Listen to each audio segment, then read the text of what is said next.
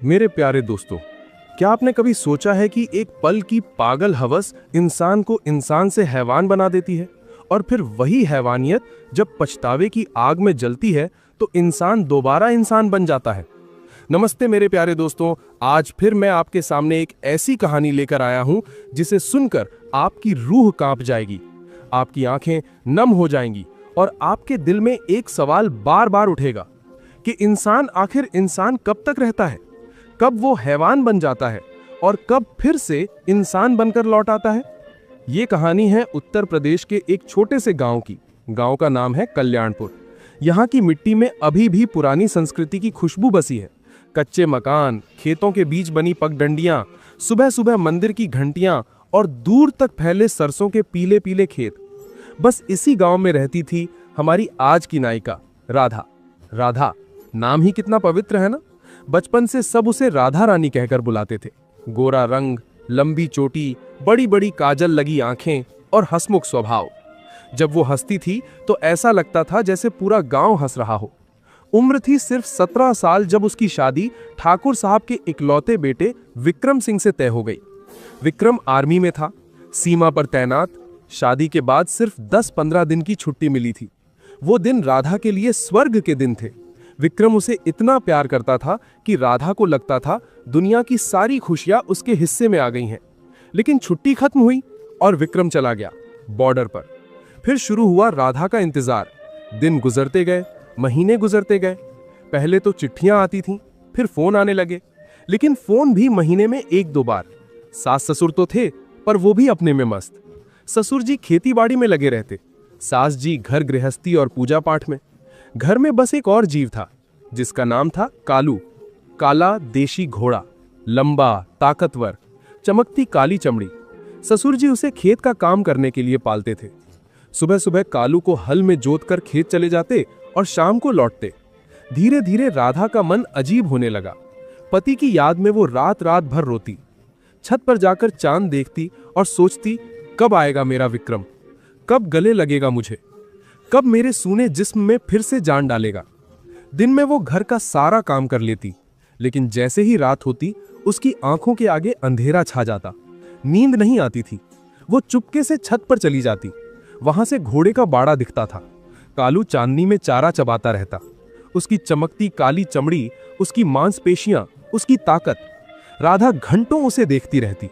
शुरू में वो खुद को समझाती, राधा ये पाप है, ये गुनाह है।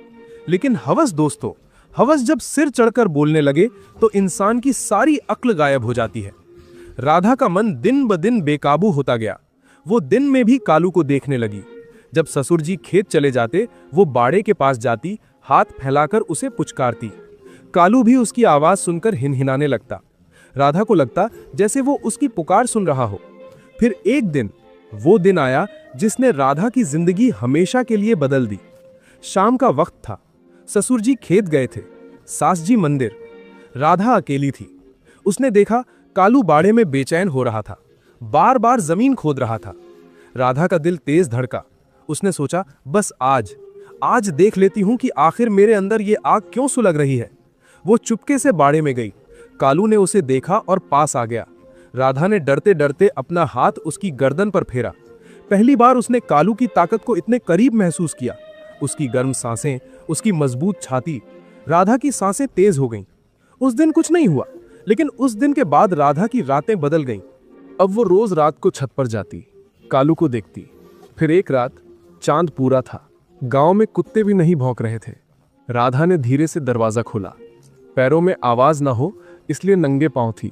उसने कालू का रस्सा पकड़ा और उसे घर के पीछे वाले पुराने कमरे में ले गई। वो कमरा सालों से बंद था। उसमें सिर्फ पुराना बिस्तर और एक मटमैला बल्ब था। राधा ने दरवाजा बंद किया। उसकी सांसें तेज थीं। उसने अपना दुपट्टा उतारा, फिर आंचल सरकाया। कालू पहले तो डरा, पीछे हटा, लेकिन राधा ने उसे प्यार से पुचकारा। उसकी आंखों में हवस की ऐसी आग थी कि कालू भी शांत हो गया। फिर जो हुआ दोस्तों, वो मैं आपको शब्दों में बयान नहीं कर सकता। वो पाप था, वो गुनाह था, वो इंसानियत का कत्ल था। पूरी रात वो कमरा सिर्फ सांसों, हिनहिनाहट और राधा की दबी हुई चीखों से गूंजता रहा। सुबह जब राधा बाहर निकली तो उसके पैर कांप रहे थे, चल नहीं पा रही थी। कमरे के अंदर खून के छींटे थे। उसके शरीर पर नीले काले निशान, काटने के गहरे दांतों के निशान। लेकिन उसकी आंखों में एक अजीब सी तृप्ति थी। अगले दिन से यह सिलसिला रोज का हो गया। राधा अब पहले से ज्यादा सतर्क थी। वो गांव के बाहर मेडिकल स्टोर जाती, मुंह पर मास्क लगाकर। दुकानदार से सबसे ताकतवर वियाग्रा जैसी गोलियां मांगती। दुकानदार ने एक बार पूछा, बहन जी ये तो इंसानों के लिए भी खतरनाक है। राधा ने मुस्कुराकर कहा, मुझे पता है भैया, मुझे इंसान के लिए नहीं चाहिए। दुकानदार सन्न रह गया, लेकिन पैसे देखकर चुप हो गया। राधा गोलियां चारे में मिलाती, कालू की ताकत दुगनी हो जाती। और फिर रात का वही सिलसिला, कभी पुराना कमरा, कभी बाड़े में, कभी खेतों के बीच। राधा का शरीर अब निशानों से भर गया था। उसकी चाल बदल गई थी। सास को शक हुआ। वो चुपके चुपके राधा पर नजर रखने लगी।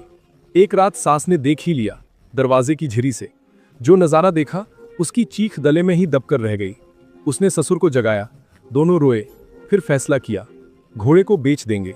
लेकिन इससे पहले ही गांव में बात फैल गई। किसी ने देख लिया, किसी ने सुना। लड़के हंसते, औरतें थूकती। राधा का नाम गांव की हर गाली में आने लगा। देखो वो घोड़ी जा रही है, लोग पीठ पीछे कहते। राधा अब घर से बाहर नहीं निकलती थी। फिर एक दिन विक्रम को फोन गया, किसी ने वीडियो भेज दिया। विक्रम छुट्टी लेकर आया। राधा को देखते ही उसने एक थप्पड़ मारा, फिर दूसरा। राधा चुपचाप सहती रही। फिर विक्रम फूट फूट कर रोने लगा। तूने मेरे साथ ऐसा क्यों किया राधा? मैं तुझसे इतना प्यार करता था। राधा भी रोने लगी। 3 दिन तक घर में मातम सा छाया रहा। फिर विक्रम ने तलाक के कागज पर साइन किए और चला गया। राधा मायके लौट आई। लेकिन मायके में भी जीना मुश्किल। भाई भाभी ताने मारते, गांव के लोग मुंह छिपाते। राधा रात दिन रोती, खाना छोड़ दिया। 5 साल में वो हड्डी का ढांचा बन गई। आंखें धस गईं, बाल सफेद होने लगे। फिर एक दिन गांव के मेले में राधा अपने पुराने पति विक्रम से टकरा गई। विक्रम नई बीवी के साथ था। राधा उसके पैरों पर गिर पड़ी। मुझसे बहुत बड़ी गलती हो गई। मैं उस हवस में अंधी हो गई थी। मैं मरना चाहती थी, पर मर भी ना सकी। बस सजा भुगत रही हूं। विक्रम ने पहले पैर खींचे, फिर रुका। उसकी आंखों में पुराना प्यार फिर से झलक आया। उसने राधा को उठाया, आंसू पोंछे और कहा, जो हो गया सो हो गया, अब घर चल, तेरी सजा पूरी हो चुकी। राधा रोते रोते उसके सीने से लिपट गई। घर लौटी तो सास ससुर ने पहले गालियां दी, फिर गले लगा लिया। घोड़े को बहुत पहले बेच दिया गया था, लेकिन राधा के दिल का घाव धीरे धीरे भरने लगा। दोस्तों, हवस जब आंखों पर पर्दा डाल देती है तो इंसान सबसे नीचे गिर जाता है, और जब पछतावे की आग में जलता है तो फिर से इंसान बन जाता है। बस यही सीख है इस कहानी की। अगर आपको ये कहानी पसंद आई तो लाइक करना मत भूलना।